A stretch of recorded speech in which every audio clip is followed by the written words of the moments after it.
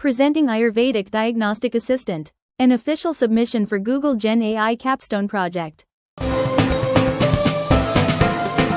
You know, when you first start looking into something like Ayurveda, it's kind of overwhelming, isn't it? Oh, absolutely. It's this whole intricate system. Right, interconnected.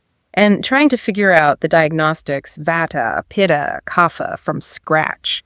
It feels like decoding, centuries of knowledge all at once. It really does. We've looked at some of those classical texts, and the sheer volume, the detail, it's immense. Yeah. So for someone just wanting to understand their own constitution maybe, or just explore it, it's a high barrier to entry just to sift through it all. Which is exactly why this Kaggle project caught my eye. It's called the Ayurvedic Diagnostic Assistant, ADA. ADA, okay. Yeah. The work of Dr. Debabrata Mondal, Sarbajit Bhowmik, Yadnyash Dashput, and Aman Kumar Batra. And what they've done is, essentially build a bridge between that ancient wisdom and modern AI. Interesting. So linking the old and the new. Exactly. It's like offering a different way to maybe interact with this complex information. And what's the main goal here? Are they trying to automate Ayurvedic diagnosis? No, that's the crucial part. They're very clear. It's not about replacing a skilled practitioner. Not at all. Okay, good. It's more about creating an assistive tool, something to give you like a preliminary insight, make that initial complex navigation just a little bit easier. Right. Tackling that first hurdle you mentioned. Getting a sort of first pass understanding. Precisely. Like a guide who knows the library really well and can point you to the right section quickly. So let's dive into how this ADA actually works. I know there's some clever AI involved. There is. The core engine is Google's Gemini 2.0 Flash model, a very capable LLM. Right. But the real magic, I think, and what makes it so relevant for Ayurveda is how they use it. They employ a technique called Retrieval-Augmented Generation. ARIA. Okay, heard of it, but maybe unpack that for us. Right. How does ARIA work in simple terms? Okay, think of it like this. You've got that huge library, all the Ayurvedic texts, that's your knowledge base. Got it. Now, when you ask a question, say, about your symptoms, a standard AI might just use its general training. Which might not be very specific to Ayurveda. Exactly. But with ARGA, before the AI generates an answer, it first retrieves relevant information directly from that specific Ayurvedic library. Like a research assistant. Precisely.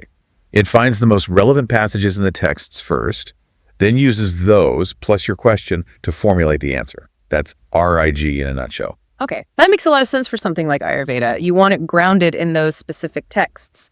So how does it know which parts of the library are relevant if I type in my symptoms? Great question. That's the retrieval part. It involves a couple of steps.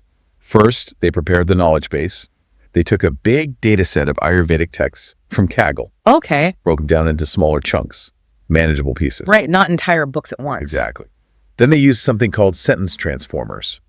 The specific model was all Minil LM L6v2 to create vector embeddings for each chunk. Vector embeddings. Okay, that sounds technical. Is it like a numerical representation of the meaning? You've got it. Yeah. It captures the semantic essence, the meaning, not just keywords. Think of it as kind of digital fingerprint for the context of that text chunk. Okay, like a meaning fingerprint. Yeah, that's a good way to put it. And these fingerprints, these embeddings, are stored in a special kind of database, a FAISS vector database. Yeah. It's built for searching based on meaning really, really fast. FAISS. Got it. Fast semantic searching.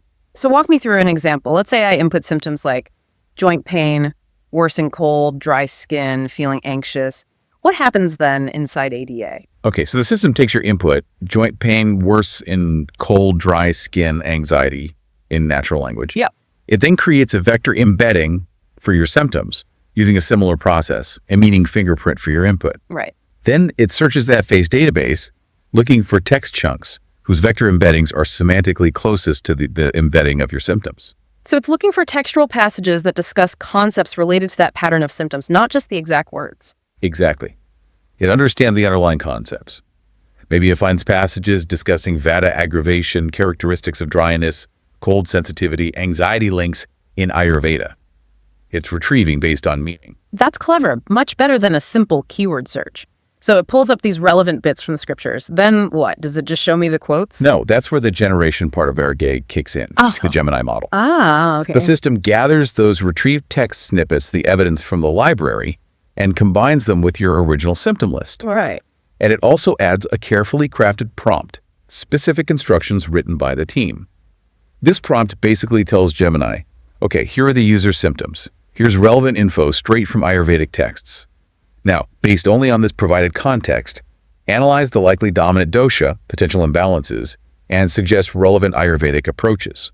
So it forces the AI to stick to the Ayurvedic sources provided. Precisely.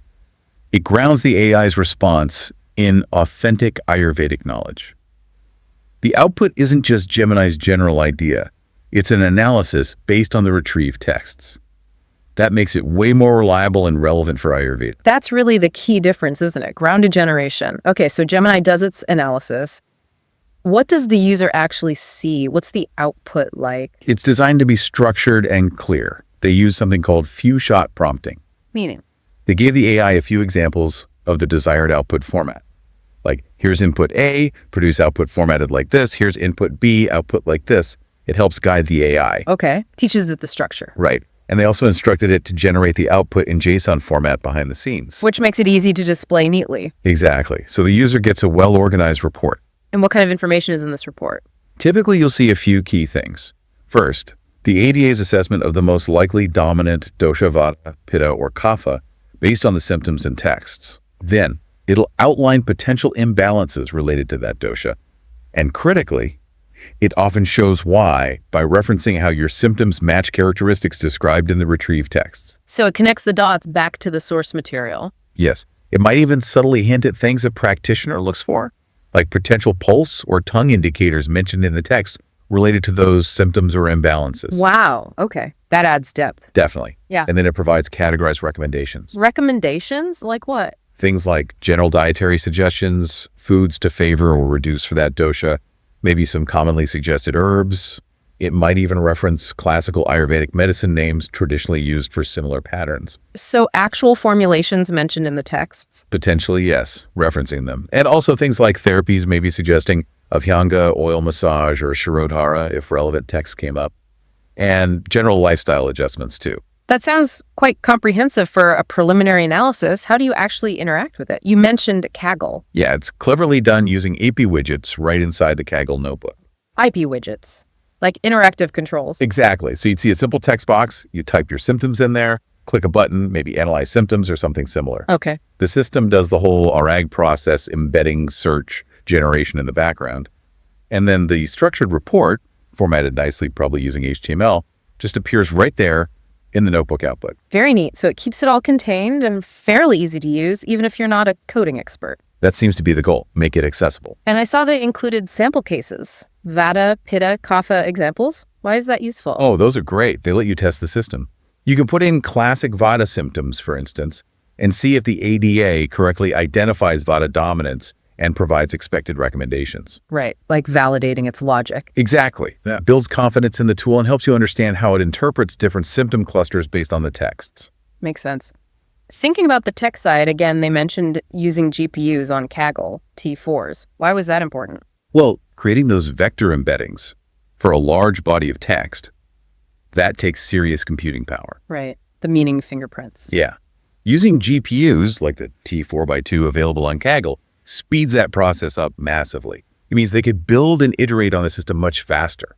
It's about efficiency and development. And good to see they also mentioned error handling, making sure the code runs smoothly. Little details, but important for usability. Definitely. Things like handling potential issues if the AI API doesn't respond, or dealing with software library warnings.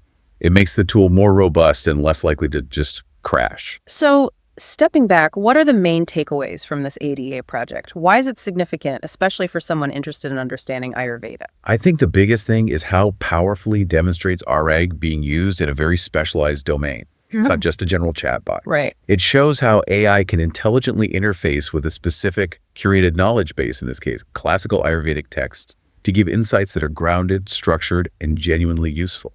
It's more than just information retrieval. It's synthesizing based on that retrieved info. Exactly. It bridges the gap between a user's personal experience, their symptoms, and this vast, complex system of knowledge in a way that, say, just Googling symptoms wouldn't achieve. It understands the context from the texts. Like AI as a specialist research assistant, focused just on Ayurveda for you. That's a great analogy. And it really highlights the potential for AI to make these traditionally complex systems more accessible for students, for curious individuals, maybe even for researchers looking at patterns in texts. If people want to check this out themselves, where should they go? The project is called Ayurvedic Diagnostic Assistant, ADA 1.0 Final, and it's a public notebook on Kaggle. We'll make sure to link it directly. Okay, great. So people can go there, see the code, run it themselves with the samples or their own symptoms, and really get a feel for how it works, maybe even adapt the techniques. Fantastic. A good chance to get hands-on. Now, before we wrap up, there's that really critical disclaimer the creators made. We absolutely need to stress this. Yes. Crucial point. Everyone needs to understand this ADA tool is fascinating, it's educational, it's for exploration. But it is absolutely 100% not a substitute for professional medical or Ayurvedic advice. Cannot emphasize that enough. Right. Real Ayurvedic diagnosis is deeply personalized. A qualified practitioner looks at so much more: pulse, tongue, nails, your whole history, your unique constitution, subtle signs. This tool only looks at symptoms. It's a starting point for understanding maybe, but not for diagnosis or treatment. Exactly. If you have health concerns, you must consult a qualified, licensed Ayurvedic professional, always. Absolutely. Okay. So reflecting on this deep dive, it's pretty amazing to see AI being used this way, isn't it? To interface with such a rich traditional system. It really is. It shows how AI can be a bridge, potentially making vast knowledge more understandable, more accessible on an individual level. It definitely sparks the imagination, makes you think. What other complex fields, what other large bodies of traditional or specialized knowledge could benefit from this kind of AI-driven RREG approach? Where else could AI act as that intelligent assistant, helping us navigate complexity and find grounded insights?